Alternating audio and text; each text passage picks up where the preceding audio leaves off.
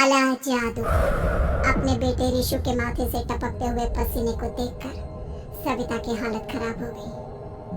ऐसा आज पहली बार नहीं हुआ जब ऋषु नींद से घबरा कर जागा है।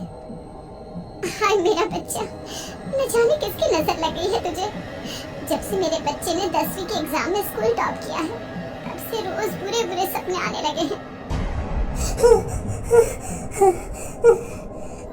हाँ माँ, मैंने आज फिर से एक काले साए को देखा। वो यहीं मेरी आंखों के सामने खड़ा था। माँ मुझे बचा लो माँ। वो मुझसे कह रहा था कि मुझसे बदला लेगा। माँ कहीं ये प्रशांत। चुप कर, कैसी बात कर रहा है? दोबारा उसका नाम मत लेना। तुझे पता है ना, उस प्रशांत ने आत्महत्या कर ली, तो बार बार उसका नाम मत लिया कर। मम्मी, क्या सच में प्रशांत ने आत्महत्या की थी? चुप कर, बहुत सवाल पूछता है आजकल। और फिर रात के बाद सविता के पूरे घर में एक अजीब सा काला धुआं छाने लगा। गहरी नींद में सोई सविता की जैसे ही आंख खुली उसका दम घुटने लगा। वो दौड़कर ऋषु के रूम की तरफ गई जहां उसके दरवाजे पर घूमती एक काली परछाई देख वो बुरी तरह से घबरा गई।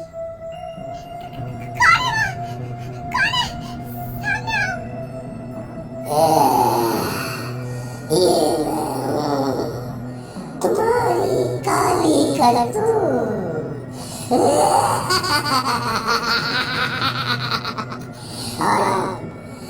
मैं तुम्हारे बेटे को ले जाने आया हूँ। नहीं, मेरे बच्चे को छोड़ दो प्लीज। मेरे ऋषु को कुछ मत करना। वो परछाई ऋषु के कमरे में घुस जाती है। सविता भी उसके पीछे पीछे दौड़कर जाती है और देखती है कि अब वो साया साफ नजर आ रहा था। वो सर से पैर तक खून में सना हुआ था और उसके शरीर के सारे अंग कटे फटे। क्या चाहिए तुम्हें? तुम जो बोलोगे मैं करूंगी, लेकिन मेरे ऋषु को छोड़ दो। उस परछाई ने ऋषु को गर्दन से पकड़कर दीवार के सहारे हवा में उछाल दिया। ऋषु जोर जोर से चिल्लाने लगा। माँ बचाओ मुझे, बचा लो माँ। ये मुझे मार डालेगा। माँ मुझे बचा लो माँ। नहीं, ऐसा मत करो। मुझे मार दो लेकिन मेरे बच्चे को छोड़ दो। मैं तुम्हारे आगे हाथ जोड़ती हूँ। वो परछाई ऋषु को जमीन पर गिरा देती है और अचानक वहाँ से गायब हो जाती है। ऋषु, मेरा बच्चा, तू ठीक तो है ना? कुछ बोल बेटा, क्या हुआ है तुझे? मैं ठीक हूँ माँ। क्या हुआ था यहाँ पर? कुछ नहीं बेटा, कुछ नहीं। तू परेशान मत हो। हम कल ही गांव के बाहर जो तांत्रिक महाराज रहते हैं उनके पास चलेंगे। ठीक है माँ, हम जल्द ही उनके पास चलेंगे। मुझे बहुत डर लग रहा है माँ। ये बार बार मुझे डरावने सपने आना, ये सब हमारे साथ क्यों हो रहा है माँ? अगले दिन सविता अपने बेटे ऋषु को लेकर गांव के बाहर तांत्रिक के पास जाती है। जिस जगह पर तांत्रिक रहा करता था वो जगह बहुत डरावनी थी।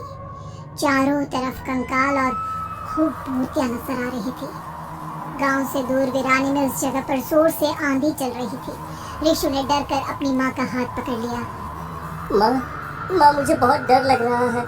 ये कैसी जगह है? देख बेटा, हमारे साथ जो कुछ भी हो रहा है उसका इलाज सिर्फ और सिर्फ ये तांत्रिक महाराज ही बता सकते हैं।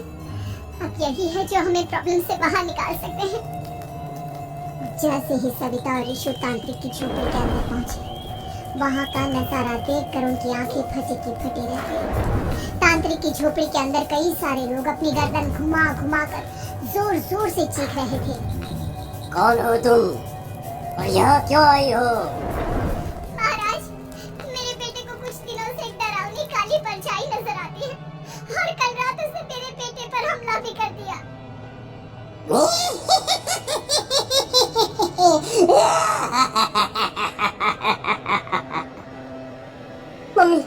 मम्मी हमें यहाँ से चलना चाहिए। ये जगह मुझे ठीक नहीं लगती। नहीं बेटा, ऐसा नहीं कहते।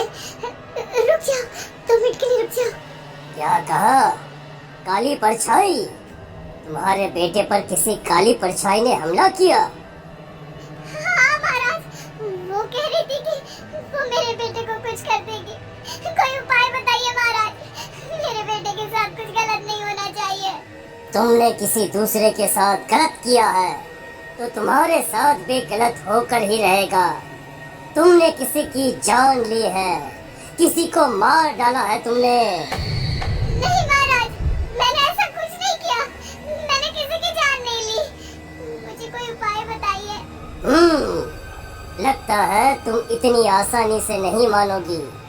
मैं तुम्हें अभी उस काली परछाई से मिलवा देता हूँ और वही सारा सच तुम्हारे सामने लेकर आएगा। हाँ? सविता और ऋषु ने डर के मारे अपनी आंखें बंद कर ली। तभी अचानक तांत्रिक की झोपड़ी में अजीब व गरीब आवाजें गूंजने लगी। सविता और ऋषु बुरी तरह से कांप रही थी। आंखें खोलो और अपने सामने देखो। क्या यही है वो जिससे तुम कल रात को मिली थी? बताओ मुझे। हाँ, इसने कल रात मेरे बेटे के ऊपर हमला किया था। ये उसी लड़के की भटकती हुई आत्मा है जिसे कुछ दिन पहले तुमने मार डाला था। मम्मी ये महाराज क्या कह रहे हैं? क्या सच में आपने किसी की जान ली है, किसी को मार डाला है? अगर हाँ तो बताइए ना मम्मी, किसको मारा है आपने? किसको? तुम्हारी माँ इतनी आसानी से सच नहीं बताएगी बेटा। इसने एक बच्चे की जान ली है। कहीं उसका नाम प्रशांत तो नहीं महाराज? वो मेरा दोस्त है, मेरा मतलब मेरा पड़ोसी है। सही पहचाना। देखा सविता, तुम्हारा खुद का बेटा भी जानता है कि तुमने किसी के प्राणों की बलि चढ़ा दी और इसीलिए अब उसकी बुरी आत्मा तुम्हारे घर में भटकती है। मुझे माफ कर दीजिए महाराज, मुझसे बहुत बड़ी गलती हो गई। प्रशांत हमारे पड़ोसी का बेटा था। हर बार उसके नंबर मेरे बेटे से ज्यादा आते थे और इसलिए मैंने उसके कमरे के बाहर काला जादू किया था, पर मुझे नहीं पता था कि वो मर जाएगा। तुम्हारे उसी काले जादू वाली गुड़िया के अंदर एक बुरी आत्मा थी जिसने उस बच्चे के दिमाग पर बुरा असर कर दिया और उसी की वजह से उस लड़के ने अपनी बालकनी से कूदकर आत्महत्या कर ली। इसकी वजह सिर्फ और सिर्फ तुम हो, तुम। नहीं महाराज, जो कुछ भी हुआ मुझे नहीं पता था कि प्रशांत अपनी जान दे देगा। प्रशांत की आत्मा इस वक्त तुम्हारे सामने खड़ी है, हमसे बात करना चाहती है। बोलो क्या कहना चाहते हो? मैं जीना चाहता था, बड़ा होकर कुछ बनना चाहता था। आपके बेटे से मुझे कोई परेशानी नहीं थी। अरे वो तो मेरा अच्छा दोस्त था। मुझे माफ कर दो बेटा, मुझसे बहुत बड़ी गलती हो गई, मुझे माफ कर दो। माफ करने से मुझे वापस जिंदगी नहीं मिल जाएगी। मेरे माँ बाप आज भी मेरे लिए रोते हैं। आपने मेरे साथ बहुत गलत किया है, बहुत गलत। और तभी अचानक प्रशांत की आत्मा वहां से गायब हो जाती है। सविता जोर जोर से रोने लगती है। सुन लिया तुमने? ये तुम्हारे अपने ही किए हुए पाप हैं जो इस तरह से तुम्हारे सामने आ रहे हैं। माँ, ये आपने अच्छा नहीं किया। सिर्फ 10th बोर्ड के एग्जाम में मैं टॉप कर पाऊँ इसलिए आपने मेरे दोस्त के ऊपर काला जादू कर दिया।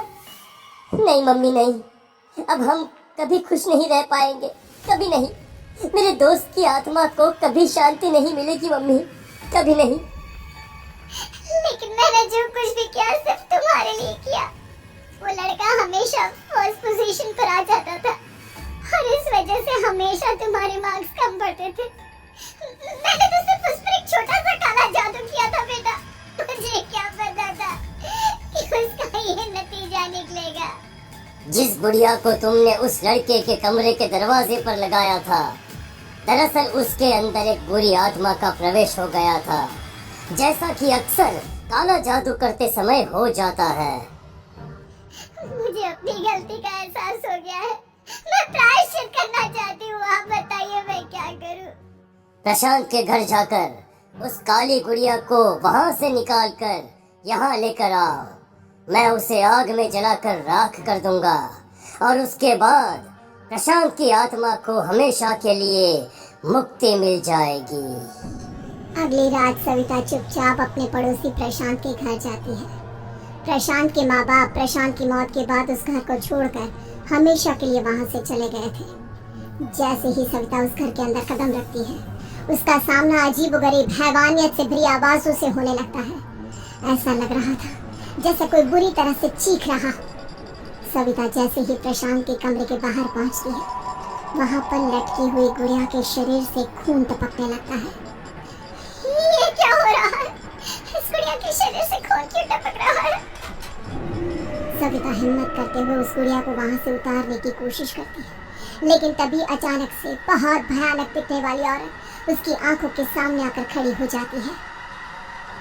मैं यहाँ से कहीं नहीं जाऊंगी, और अगर तूने मुझे यहाँ से हटाने की कोशिश की तो मार डालूंगी मैं तुझे। नहीं, मुझे तुम्हें यहाँ से ले जाना ही होगा, नहीं तो मेरा बेटा, उसकी जान को खतरा है, मैं तुम्हें नहीं छोड़ सकती। अगर तुम्हारे अंदर हिम्मत है तो मुझे इस घर से बाहर ले जाकर दिखाओ। और ऐसा कहकर वो औरत सविता के ऊपर हमला कर देती है और उसे हवा में उछाल उछाल कर जमीन पर पटकती है। लेकिन तभी अचानक मौका देखकर सविता अपने हाथ में ली हुई सुई उसके हाथ में चुभो देती है। हाथ में सुई लगते ही वो औरत जमीन पर तड़पने लगती है। ये क्या किया तूने? ये क्या कर दिया? तुझे ऐसा नहीं करना चाहिए था।